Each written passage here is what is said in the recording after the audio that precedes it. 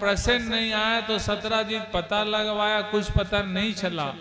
तो सत्यराजीत ने अपने पत्नी से बोल दिया, देखो प्रिय, मेरे को तो लगता है कृष्ण ने अघासुर बकासुर को मारा है तो मेरे भाई को भी निपटा दिया ऐसे लगता है, और मणि को लूट लिया है।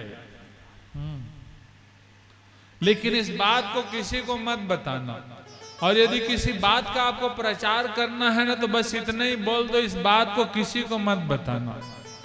और ऊपर से माताओं को बता दो तो माताएं फास्ट मीडिया है, इससे जल्दी और कोई प्रचार नहीं कर सकते, ये पेट में पचाच नहीं सकते। और हर माता कोई ना कोई फास्ट फ्रेंड रहबेज करता है, खाना बनाना छोड़ के बताने जाती हैं। ये अभी तो और मोबाइल का जमाना आ गया है, इसको एक बात बता दो पूरे ब्रह्मांड में प्रचार नहीं करवा देंगी तो कहना।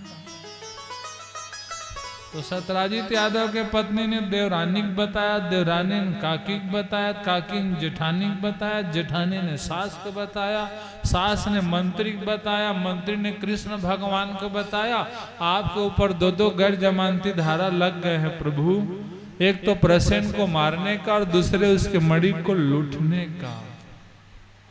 भगवान श्री कृष्ण ने कहा, गणेश चतुर्थी के दिन मैंने चंद्रमा को देख लिया था, इसी कारण मुझे कलंक लग गया है। इसीलिए कभी किसी की हंसी नहीं उड़ानी चाहिए।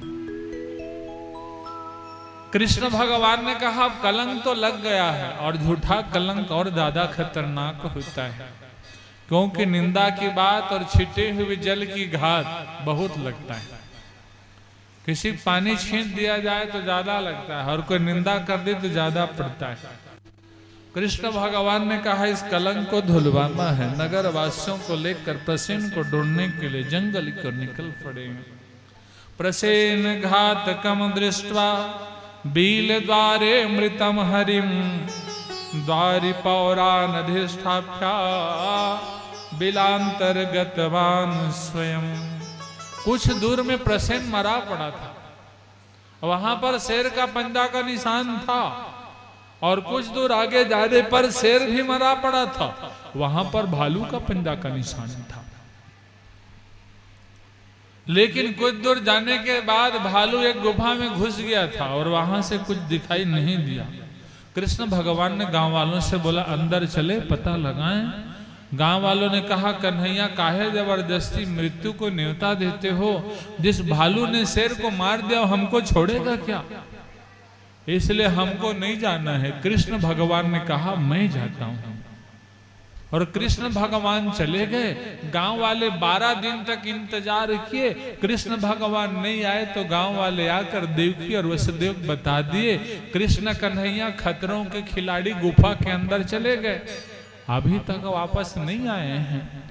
माँ बाप बहुत चिंतित हो गए, अपने कर्मचारी को भेज दिए। अब सरकारी कर्मचारी हैं बेचारे, अपना ड्यूटी बजा दिए।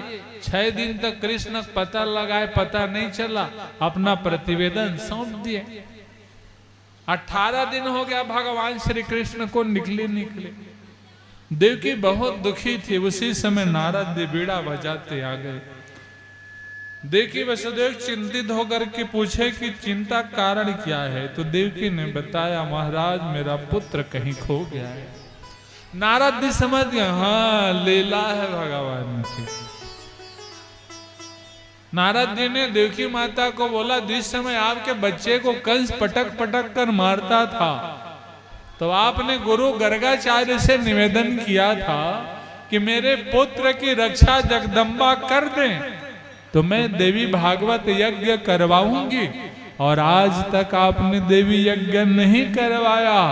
उसी कारण से मैया ने कृष्ण को छिपा दिया है। एक तो जीवन में कभी बदना नहीं बदना चाहिए। कोई भी देवी देवता हमारे नौकर चाकर नहीं है। श्रद्धा से पूजा पाठ करना चाहिए। जितना दिया है उसका बार बार शुक्रिया है। इसीलिए कई लोग कहते हैं कि मेरा ये काम हो जाए तो मैं ये करवा दूंगा। तुम महामूर्ख हो, तुम ये कहो मत, बल्कि करवा दो, काम हो जाएगा।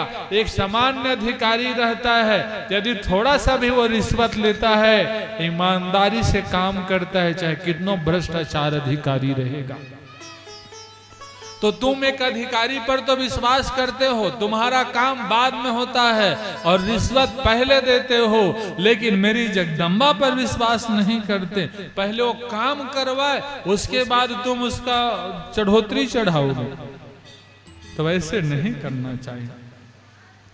देखी माता ने कहा, गुरुजी मैं अभी देवी यज्ञ करवाऊंगी। ठोकर खाने के बाद में ही दिमाग ठिकाने लगते हैं, और जब सब दिमाग ठिकाने लगते हैं, माता रानी के यज्ञ करवाते हैं, तो जितने समस्या है ये सब कट जाते हैं।